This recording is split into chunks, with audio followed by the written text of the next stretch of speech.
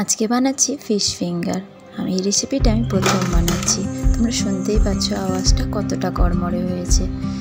প্রথম বানিয়েছি, খেতে কিন্তু স্বাদটা অসাধারণ হয়েছিল। চলো তাহলে শুরু করা যাক। প্রথমে জল গরম করে তার মধ্যে লবণ হলুদ দিয়ে দুটো কাতল মাছের পিস দিয়ে দিলাম। কাতল মাছটা কিছুক্ষণ সিদ্ধ করার পরে কাঁটাটা ছাড়িয়ে প্লেটে সাইড করে রেখে দিলাম। এরপরে কয়টা আলু সিদ্ধ করে রেখেছিলাম, আলুটা ম্যাশ করে রেখে দিয়েছি। এবার কড়াইতে তেল গরম করে তার মধ্যে সরষের তেল দিয়ে কুচনো পেঁয়াজ, কুচনো লঙ্কা, কয়েক কোয়া কুচনো রসুন দিয়ে লবণ হলুদ দিয়ে লাল লাল করে ভেজে নেওয়ার পরে সেদ্ধ করা মাছটি লাল লাল করে ভেজে নিলাম।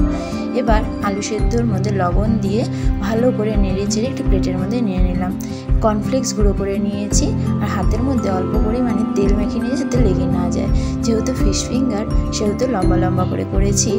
এবার ডবল কোট করে কড়াইয়ের মধ্যে তেল দিয়ে লাল লাল করে উল্টে পাল্টে গোল্ডেন ব্রাউন হওয়া অবধি একদম ভেজে নিলাম। খেতে কিন্তু ভালোই লেগেছিল। তোমাদের কেমন লাগলো ভিডিওটা অবশ্যই কিন্তু আমাকে কমেন্ট করে জানাবে। আর একটি লাইক, কমেন্ট ও শেয়ার করতে ভুলো না কিন্তু। ভিডিওটা ভালো লাগলে একটি ফলো করে দিও।